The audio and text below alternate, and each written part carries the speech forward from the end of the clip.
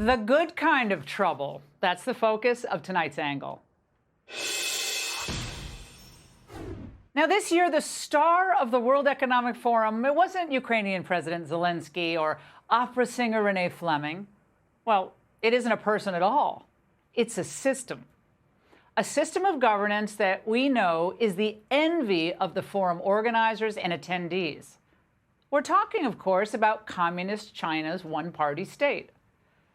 Now, in the WEF's view, China delivers what Western governments have faltered at: fostering harmony, more predictability, security, a sense of community, and perhaps most important to the globalists, social order.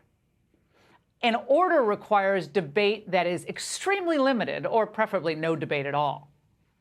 Now, we see this trend in our own country. Think of the lengths that our own government and big tech work to silence all of their COVID critics. Now, such censorship isn't dissuaded at Davos, it's celebrated. More on that in a minute. But one thing's crystal clear. They believe the anti-globalist voices must be defeated by any means necessary. Their greatest enemy, therefore, other than Putin, are conservative populists, especially here in the United States, people like President Trump and America First voices in the House and Senate. Now, they hate them because, of course, those populists still believe in the nation state, and they want essential manufacturing out of China and brought back to the United States. We still need to work and trade with China, especially when it comes to this transition. So we need to refocus our approach on de-risking rather than decoupling.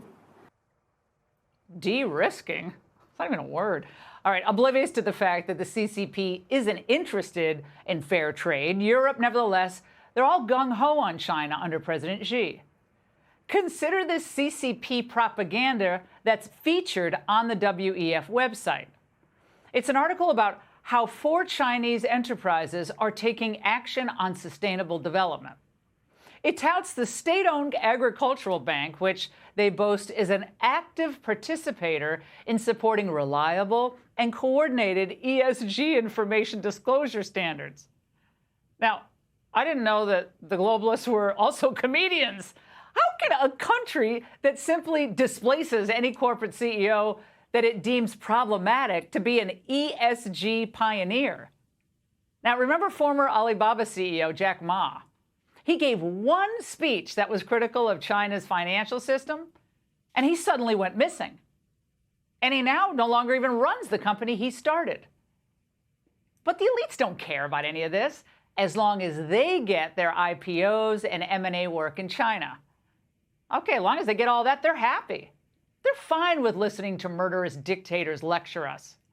China's national reality dictates that opening up to the world is a must, not an expediency. We must open up wider and make it work better.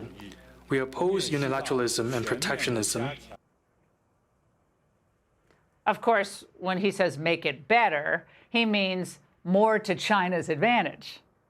Now, currently, China dominates global trade. Last year, we approached a $400 billion trade deficit in goods and services with China. That's up from $353 billion in 2021. So under Biden, it's going back up.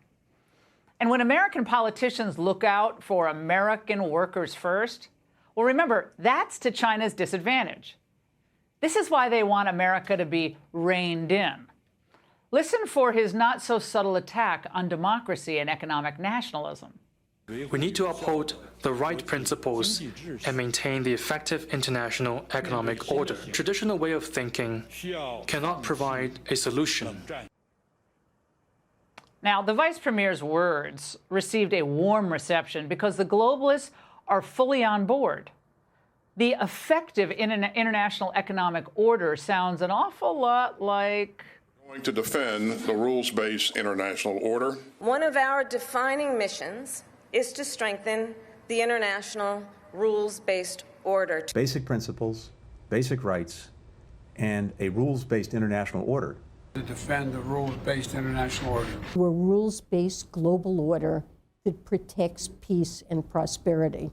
It is only through the preservation of the rules-based international order that we're going to continue to have a peaceful international system. But the most exciting thing about the way China runs things is that it doesn't have to deal with that pesky First Amendment thing, free speech, open debate. Globalists want obedience. They do not want debate. And with the global system that prohibits what they broadly define as hate speech or disinformation, misinformation, they'd have total control.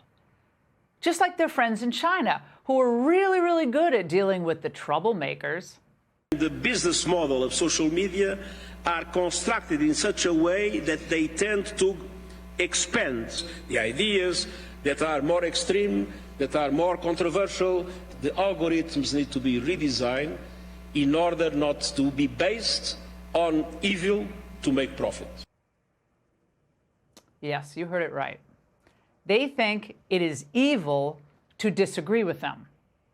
About what? Well, about things like the types of cars you're allowed to drive, type of food you're allowed to eat, no meat, COVID shots, even the websites you like to frequent. But these same elites give a pass to the real evil in the CCP. Those who pretend to be allies and fighting for equity and a green future in an ultimate bait and switch move. China does it every time. A government that will lie about the origins of COVID will say and do anything to gain more power and authority over free people everywhere.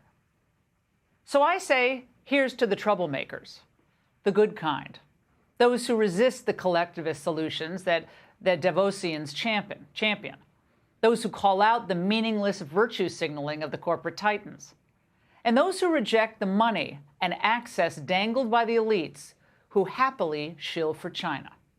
And that's the angle.